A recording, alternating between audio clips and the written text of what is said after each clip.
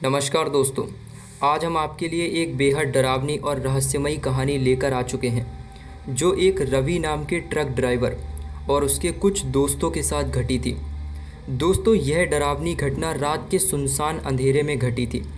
NH 13 पर उनकी यात्रा में उन्हें कई खौफनाक और अजीब हादसों का सामना करना पड़ा और अनजाने में उनके साथ कुछ ऐसा घटा जिसको वो आज तक नहीं भुला पाए हैं।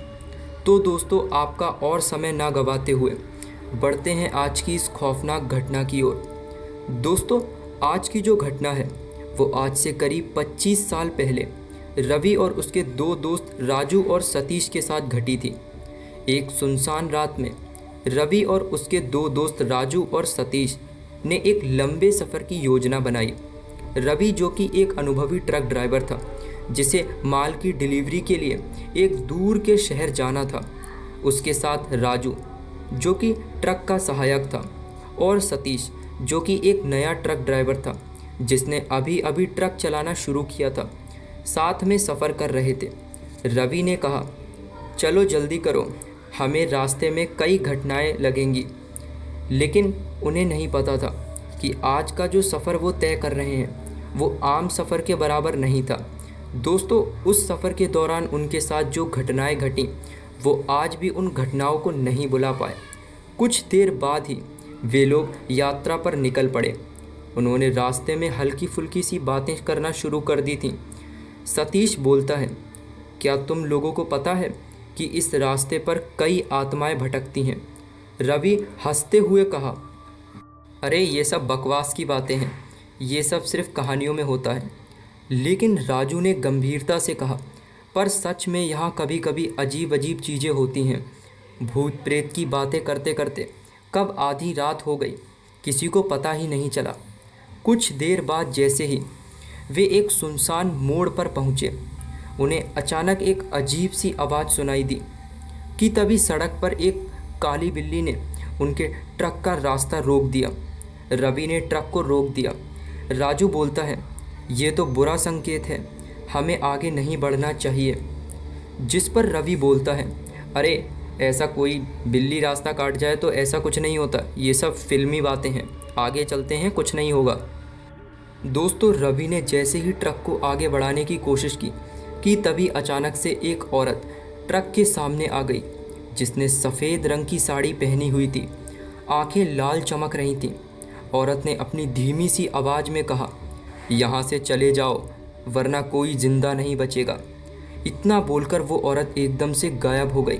सभी चौंक गए और एक दूसरे की ओर देखने लगे।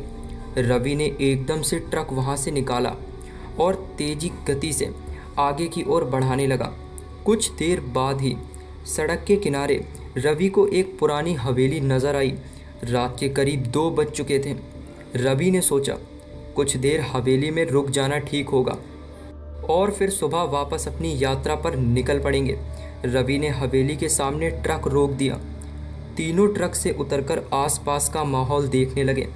हवेली के चारों ओर अंधेरा फैला हुआ था। चांद की हल्की हल्की रोशनी हवेली पर पड़ रही थी। तीनों लोग हवेली की ओर बढ़े। हवेली का दरवाज़ा खुला हुआ था। तीनों को थोड़ा अजीब लगा। जैसे ही तीनों अंदर घुसे हैं कि उन्हें एक ठंडी हवा का झोंका एहसास हुआ। सामने दीवार पर एक पुरानी तस्वीर लगी हुई थी। तस्वीर पर एक मकड़ी का जाल बिखरा हुआ था। पूरी हवेली में मालूम हो रहा था कि जैसे सालों साल से इस हवेली में कोई भी ना रह रहा हो। पूरी हवेली में धूल सी छाई हुई थी कि तभी अचानक से दीवार पर लगी वो पेंटिंग ज़मीन पर गिर पड़ती है। तीनों लोग घबराए। रवि ने दोनों को शांत किया कि तभी रवि के मुंह पर कुछ बूंदें गिरीं। रवि ने उंगली लगाकर देखा तो वो खून था।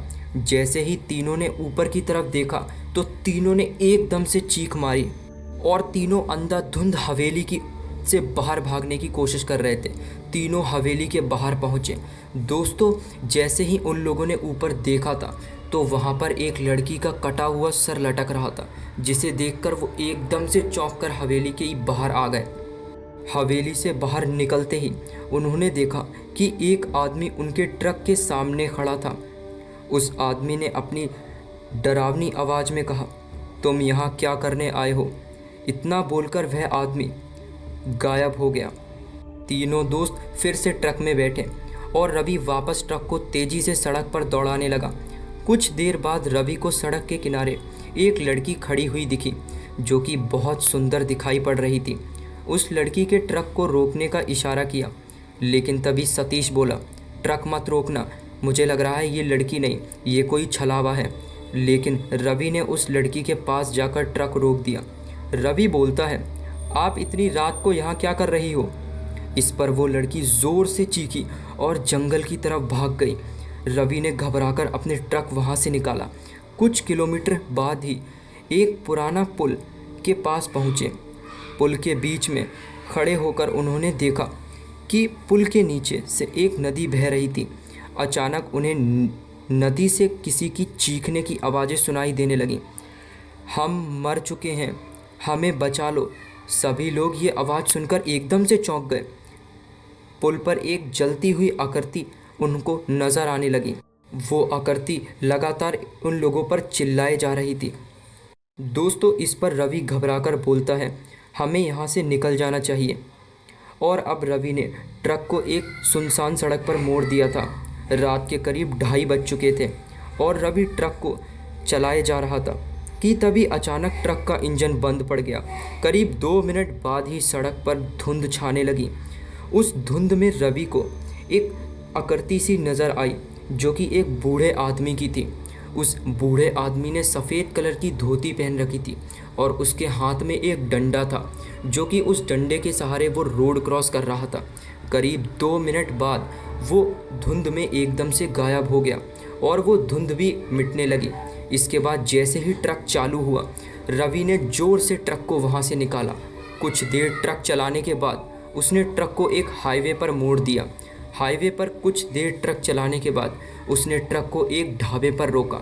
ढाबे पर रुकने के बाद उसने अपनी पूरी घटना उस ढाबे के मालिक को सुनाई और वहाँ के कर्मचारियों को बताई, जिस पर वो ढाबा वाला बोला, तुम्हें पता नहीं है क्या, रात को उस रूट से कोई नहीं आता जाता।